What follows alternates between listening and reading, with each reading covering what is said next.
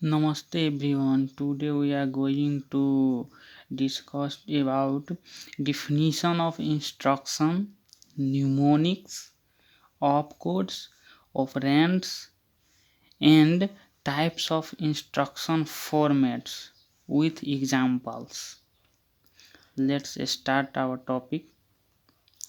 यो आज हामीले चाहिँ यो जुन पढ्ने हो त्यो चाहिँ डाइरेक्टली तपाईँको 7 to 8 मार्कमा सोधिरहेको हुन्छ हैन। अनि यो त कहिलेकाहीँ टाइप अफ इन्स्ट्रक्सन सँगै नि 5 मार्कमा सोधिरहेको हुन्छ हैन। अनि त्यसपछि हामी आफ्नो टपिक स्टार्ट गरौँ हैन। यो अब इन्स्ट्रक्सन हैन, इन्स्ट्रक्सन के हो त हैन। त भनिन्छ instruction is a binary pattern हैन। Instruction is a binary pattern designed inside a microprocessor to perform a specific function or task. यो इन्स्ट्रक्सन चाहिँ एउटा माइक्रोप्रोसेसर भित्र डिजाइन बाइनरी प्याटर्नमा हैन डिजाइन गरिएको हुन्छ हैन। त्यो चाहिँ स्पेसिफिक टास्क पूरा गर्नको लागि हैन त्यो भइहाल्यो। अनि यसको इक्जाम्पलको कुरा गर्दाखेरि जस्तै MVIA05H या अनि के भन्छ which instruction contains 2 part opcode and operand or operand यसलाई भनिन्छ हैन। अनि ऑपकोड भनेपछि जस्तै यो एउटा इन्स्ट्रक्सन हो भने यसको फर्स्ट पार्ट ऑपकोड भयो हैन। अनि यो सेकेन्ड पार्ट ऑपरान भयो हैन, ऑपरेन्ड हैन। अनि त्यसपछि तपाईलाई यो ऑपकोड भनेको के त ऑपकोड भनेपछि हैन, ऑपकोड भनेपछि the task to be performed by microprocessor is called operation code. यसलाई फुल फर्ममा ऑपरेशन कोड पनि भनिन्छ ऑपकोडलाई हैन। यो ऑपकोडलाई ऑपरेशन कोड नि भनिन्छ है। अनि कोड त छँदैछ ठीक छ। अनि the task to be performed by microprocessor opcode भइहाल्यो हैन। अनि त्यसको लागि the data to be operated for the specific task is known as operand या ऑपरान हैन। अनि त्यसको लागि जुन डाटा ऑपरेट हुनु पर्यो त्यो ऑपरान हो हैन। अनि यसको इन्स्ट्रक्सनको इक्जाम्पल नि यही भइहाल्यो हैन। अनि यसैमा यो ऑपकोड यो फर्स्ट पार्ट यसको ऑपकोड अनि यो ऑपरानको हैन। ऑपकोडको इक्जाम्पल यहाँबाट तपाईको के भइहाल्यो MVIA यो ऑपकोड भइहाल्यो। अनि ऑपरेन्ड तपाईको हैन यो 05H भइहाल्यो हैन। अनि त्यसपछि हेर्नु त यसमा के सोधेको छ न्युमोनिक्स हैन। न्युमोनिक्स चाहिँ इन्स्ट्रक्सनकै फर्म हो हैन। न्युमोनिक्सलाई हामी यसरी डिफाइन गर्न सक्छौं कि human understandable form of instruction is called mnemonics है। ह्युमन भनेपछि यो इन्स्ट्रक्सन अब त तपाईलाई यो कुरा थाहै छ नि कि हामीले यो एसेम्बली ल्याङ्ग्वेजमा प्रोग्रामिङ गर्दाखेरि हैन हामीले यो माइक्रोप्रोसेसरमा हैन यो प्रोग्रामिङ हामीले चाहिँ एसेम्बली ल्याङ्ग्वेजमा गर्छौं हैन। एसेम्बली ल्याङ्ग्वेजमा हामी प्रोग्रामिङ गर्छौं हैन। तर हाम्रो माइक्रोप्रोसेसरले डाटा चाहिँ लिने काम नि माइक्रोप्रोसेसरले डाटा लिने काम त्यही 0 एन्ड 1 को फर्ममा लिन्छ अर्थात् मेसिन ल्याङ्ग्वेजमै लिने हो। अनि हेर्नु त अनि एसेम्बली ल्याङ्ग्वेज भनेको जस्तै हामीले ADD B लेख्यौं भने अब यो कसरी यसको फंक्सन हुन्छ A + B हैन एकुमुलेटरमा पहिलादेखि नि डाटा हुन्छ। अनि हाम्रो B मा भएको डाटा एकुमुलेटर C त एड भएर फेरि एकुमुलेटरमै बस्ने हो। अनि यो त अब हैन एकुमुलेटरमा चाहिँ हैन एसेम्बली ल्याङ्ग्वेजमा अब यसलाई 0 र 1 को फर्ममा पहिला चेन्ज गर्नुपर्छ के। अनि त्यही यसलाई जुन इन्टरप्रेट गर्ने काम गर्छ नि एसेम्बली ल्याङ्ग्वेजबाट यो मेसिन लेभल ल्याङ्ग्वेज 0 र 1 को फर्ममा त्यसलाई यसमा तपाईलाई एसेम्बलर भन्छ क्या। जस्तै सी प्रोग्रामिङमा कम्पाइलर भनेर थियो नि यहाँ चाहिँ एसेम्बलरले त्यो काम गर्छ 0 र 1 को फर्ममा चेन्ज गर्ने काम गर्छ क्या। अनि अब यो 0 अनि यसले दिने रिजल्ट पनि माइक्रोप्रोसेसरले 0 र 1 को फर्ममा बुझ्छ। अनि यसको फेरि यो 0 र 1 को फर्मको डाटालाई हामीले चाहिँ बुझ्नलाई फेरि हाम्रो ह्युमन अन्डरस्ट्यान्डेबल फर्ममा ल्याउनु पर्यो क्या। अनि त्यही इन्स्ट्रक्सनको ह्युमन अन्डरस्ट्यान्डेबल फर्म जुन छ नि त्यसैलाई हामीले चाहिँ न्युमोनिक्स भन्ने हो हैन। न्युमोनिक्स अर्थात् ह्युमन अन्डरस्ट्यान्डेबल फर्म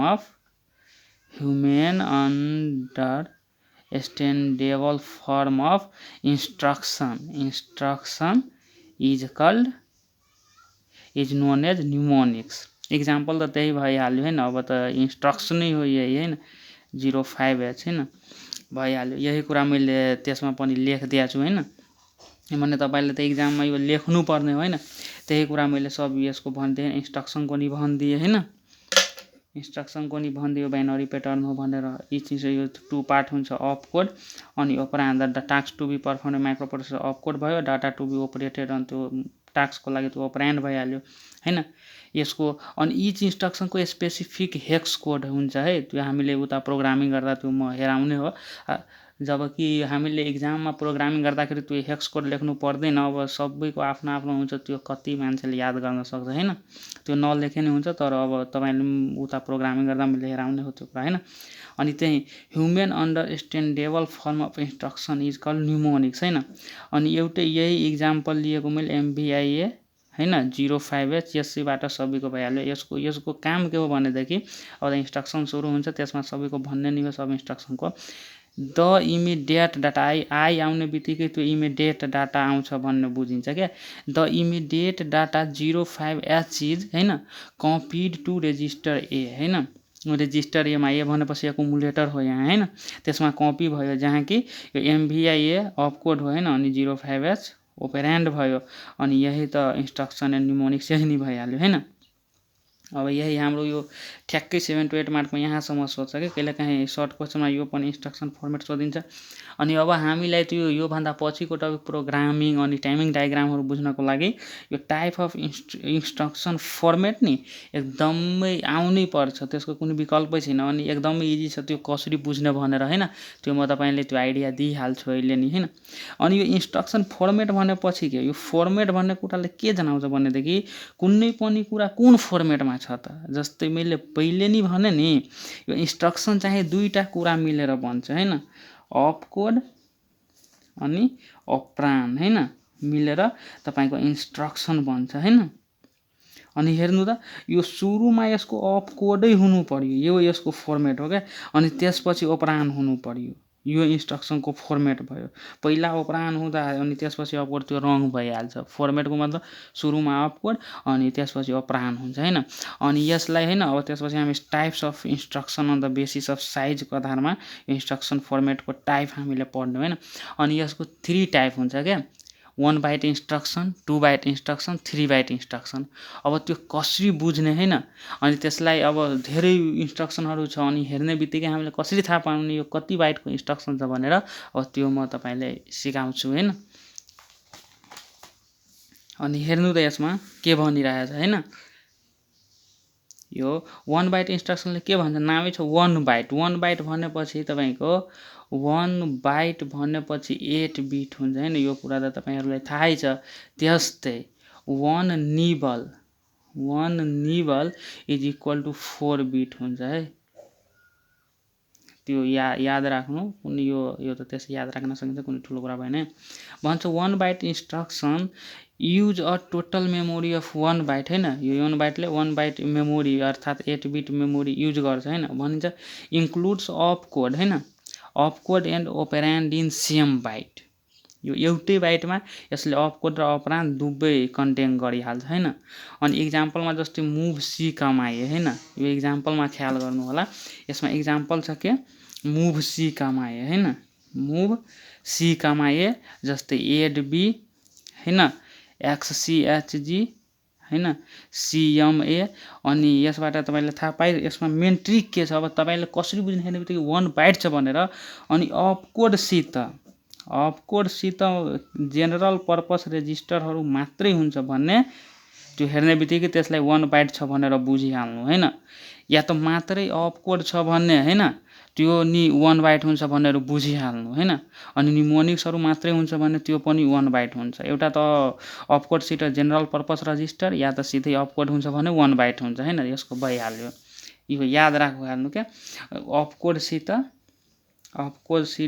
यो जेनरल पर्पस रेजिस्टर जुन छ नि BCDEHL होइन, एकुमुलेटर त्योहरू क्या। जस्तै 2 बाइट इन्स्ट्रक्सन नामैले क्लियर छ, 2 byte instruction use total memory of 2 byte होइन, अर्थात् 16 बिट। अनि त भन्छ the first byte specifies the opcode होइन, फर्स्ट जस्तै यो छ यहाँ छँदैछ first byte specifies opcode and second byte specifies operand अर्थात् MVIA 05H मा यो फर्स्ट बाइट जुन छ नि यो अप कोड भयो हैन अनि यो सेकेन्ड बाइट चाहिँ ओपरान भयो हैन जस्तै इन 40H मा यो पनि first byte opcode second byte operand हैन अनि यो कसरी बुझेर सेकेन्ड बाइटको सिम्पल छ यसमा अपकोडसित कुनै डाटा आयो भने किनभने डाटा त यसको डाटा बस 8 बिट छ 5 माइक्रो प्रोसेसरको हैन अनि अपकोडसित यदि डाटा आयो भने त्यो सिधै 2 बाइट छ भनेर बुझिहाल्नु है त्यसमा कुनै डाउट गर्नु डाइरेक्टली डाटा आयो भने ठीक छ त्यसै गरी 3 बाइटमा हामीले यो नामैले क्लियर छ 3 बाइटले चाहिँ 3 बाइट मेमोरी युज गर्छ अर्थात् 24 बिट हैन 24 बिट अनि भन्छ यसमा the first byte specifies opcode हैन first byte opcode and remaining जुन 2 बाइट छ नि that specify the 16 bit address हैन अनि भन्छ डेट इज जुन सेकेन्ड बाइट हुन्छ नि त्यो लोअर अर्डर एड्रेस अर्थात् लोअर अर्डरको बाइटले लोअर अर्डर एड्रेसलाई स्पेसिफाइज गर्छ एन्ड थर्ड बाइट हायर अर्डरको बाइटले हायर अर्डर एड्रेस अब तपाईलाई यो कुरा मैले पहिला नि भनिसकेका थिएँ हैन कि कुन हायर र कुन लोअर अर्डर हुन्छ भनेर यहाँ हेरौँ अब जस्तै